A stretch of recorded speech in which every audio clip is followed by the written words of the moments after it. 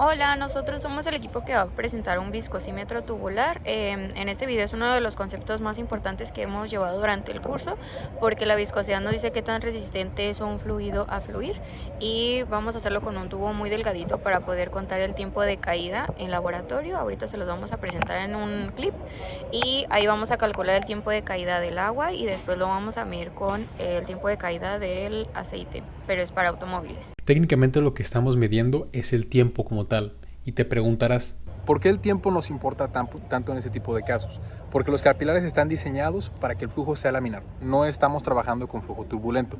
Este régimen de viscosidad se puede relacionar de manera directa con el tiempo, lo que tarda un líquido en pasar de dos marcas en específico.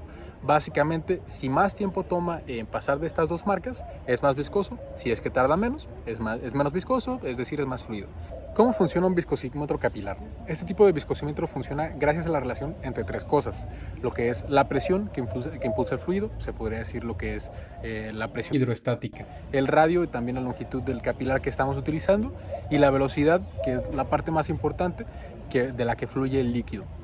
¿Cómo vamos a relacionar estos tres? Vamos a utilizar lo que es la ley y la ecuación de Hagen-Poisson, que básicamente dice que el caudal depende del radio del tubo a la cuarta potencia de la viscosidad del fluido. Sabiendo lo que es el tiempo con el cual tarda en fluir a partir de este capilar, nosotros podemos calcular la viscosidad que tienen los líquidos dentro de él.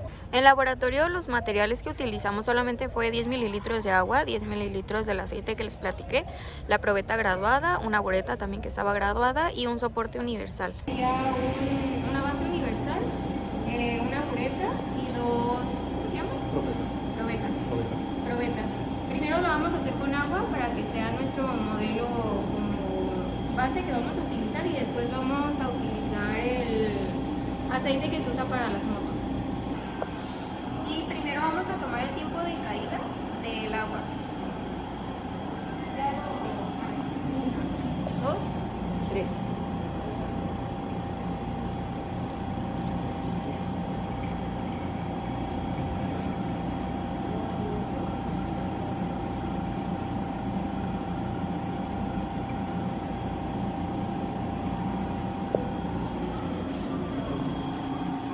Tardó 14 segundos con 30.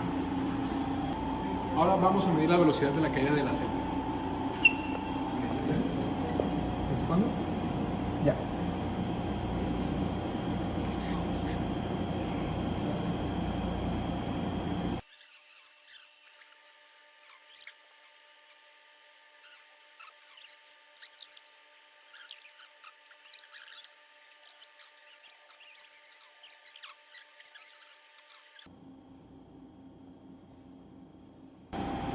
Como pudimos ver, en el aceite tuvimos una velocidad de tiempo de caída de 19 minutos con 4 segundos, muy considerable a lo del agua.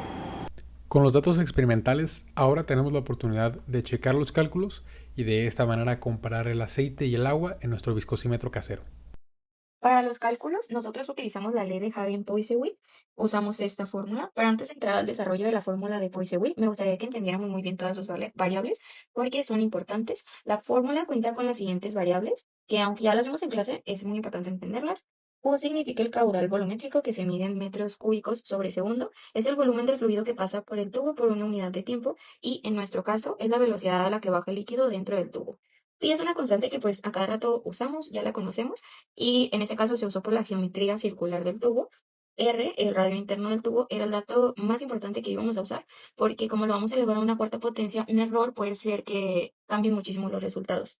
Mu es la viscosidad dinámica del fluido, que es la resistencia interna del fluido a fluir, y nuestro objetivo del experimento era encontrar esta variable. Y L, la longitud del tubo, es donde se establece el flujo laminar. En nuestro caso, la longitud efectiva de la boquilla de la bureta. Esto quiere decir que donde terminaba la boquilla de nuestra bureta, nosotros íbamos a tener un radio constante, un diámetro pequeño, un flujo laminar, paredes rectas y lisas y sin cambios bruscos de sección, así como si fuera un goteo. Y ya cumpliendo con todo esto, ya nosotros sí podemos usar esta fórmula, entonces era muy importante. Y el delta P, la diferencia de presión entre los extremos del tubo, es la fuerza impulsora del flujo, o sea que entre mayor delta P teníamos un flujo que avanzaba más rápido, para más o menos darnos a entender. Y primero nosotros lo que hicimos medir la viscosidad del agua, porque ya si nosotros teníamos la viscosidad del agua, era algo que nosotros ya tenemos en unas tablas científicas, ya no nos podemos equivocar. Y al medir primero un fluido conocido, ya podíamos pues revisar que nuestro montaje casero sí estuviera correcto, que nuestros tiempos de fluido y los cálculos con la ley de Poiseuille estuvieran funcionando correctamente para ahora que lo hagamos con el aceite, estar más seguros de nuestros resultados.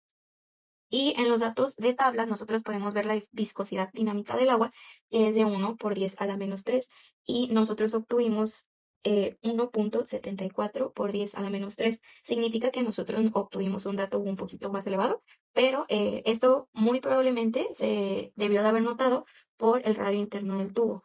Si nosotros estamos hablando de que fuera, por ejemplo, 0.75, que visualmente es muy difícil de notar eso, como se iba a poner una potencia, se iba a modificar la respuesta. Entonces, no es exacto, pero sí podremos mantener como una racha que todavía pues entra. Y aquí yo se los acomodé con dibujos para que se les haga muchísimo más fácil entenderlo. Nosotros acá pues estamos explicando el caudal volumétrico y así con cada uno de los colores para que con más detenimiento lo puedan revisar. Y ya los cálculos usando el aceite son los siguientes, igualito también lo van a poder encontrar con los colores. Y en la hoja técnica específica, nosotros utilizamos el aceite Valvoline 4T Stokes SAE de 10W30. Nosotros aquí encontramos en la ficha técnica que su densidad era de 860 kilogramos sobre metro cúbico. Y ya con este dato nosotros podemos obtener todo esto. El resultado que nos dio, ¿sí es coherente? Sí, la respuesta es que sí, porque si nosotros lo buscamos de manera común, un motor típico a temperatura ambiente tiene una viscosidad de entre 0.1 y 0.3 pascales por segundo, que es exactamente el numerito que nos da acá. Y ya nosotros nos metimos a la ficha técnica específica de nuestro aceite en la sección de Motorcycle Oil, que era en internet lo pueden encontrar así, y sí cumple con la norma SAE J300 que regula la viscosidad que debe de tener un producto. Sí la cumplió. Con este experimento podemos conectar directamente la teoría de fenómenos de transporte con una aplicación real. La medición del tiempo en un capilar es una de las formas más prácticas para determinar la viscosidad y nos permite ver cómo fluyen las propiedades internas del fluido en su comportamiento durante el flujo.